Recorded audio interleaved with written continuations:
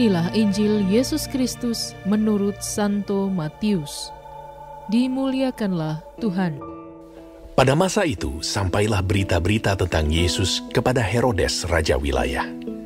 Lalu ia berkata kepada pegawai-pegawainya, "Inilah Yohanes Pembaptis. Ia sudah bangkit dari antara orang mati. Dan itulah sebabnya kuasa-kuasa itu bekerja di dalamnya." Sebab memang Herodes telah menyuruh menangkap Yohanes, membelenggunya dan memenjarakannya, berhubung dengan peristiwa Herodias, istri Filipus saudaranya. Karena Yohanes pernah menegurnya, katanya, "Tidak halal engkau mengambil Herodias." Herodes ingin membunuhnya, tetapi ia takut akan orang banyak yang memandang Yohanes sebagai nabi. Tetapi pada hari ulang tahun Herodes, menarilah anak perempuan Herodias di tengah-tengah mereka dan menyukakan hati Herodes, sehingga Herodes bersumpah akan memberikan kepadanya apa saja yang dimintanya. Maka setelah dihasut oleh ibunya, anak perempuan itu berkata, "Berikanlah aku di sini kepala Yohanes Pembaptis di sebuah talam." Lalu sedihlah hati raja. Tetapi karena sumpahnya dan karena tamu-tamunya, diperintahkannya juga untuk memberikannya. Disuruhnya memenggal kepala Yohanes di penjara. Dan kepala Yohanes itu pun dibawa orang di sebuah talam, lalu diberikan kepada gadis itu, dan ia membawanya kepada ibunya. Kemudian datanglah murid-murid Yohanes Pembaptis mengambil mayatnya dan menguburkannya. Lalu pergilah mereka memberitahukannya kepada Yesus.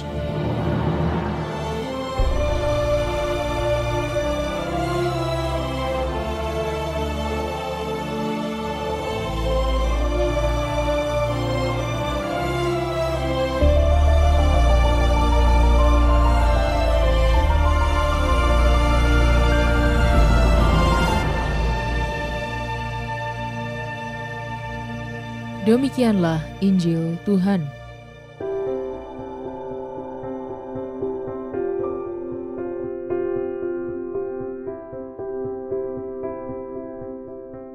Sahabat Cafe Rohani, kisah Injil hari ini menceritakan tentang Yohanes Pembaptis yang dibunuh dengan cara dipenggal kepalanya.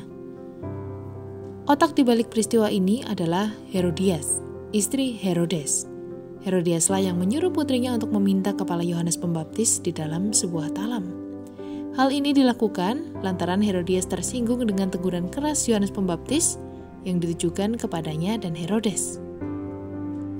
Dendam telah merusak hati nurani Herodias.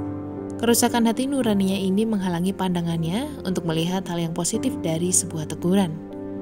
Kerusakan hati nuraninya menuntun dia untuk balas dendam. Sakit hati menyebabkan seseorang menjadi pribadi yang tidak bebas merdeka, sebab ia masih dijajah oleh sakit hatinya.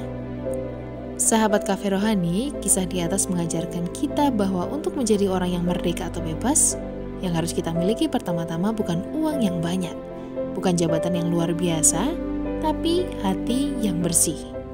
Untuk jadi pribadi yang bebas, pertama-tama dimulai dengan cara mengolah hati dan jiwa, supaya hidup menjadi lebih baik. Caranya sederhana, sering memeriksa kondisi hati dengan refleksi atas hidup, selanjutnya menguatkan atau mungkin juga mengobati hati dengan berdoa dan merenungkan kitab suci. Setiap manusia itu unik, tidak ada satu orang pun yang punya kesamaan dengan orang lain. Kalau Anda mau menjadi orang yang merdeka, mulailah belajar memaafkan sesama, dan harus dimulai dari diri sendiri. Selamat menikmati menu hari ini.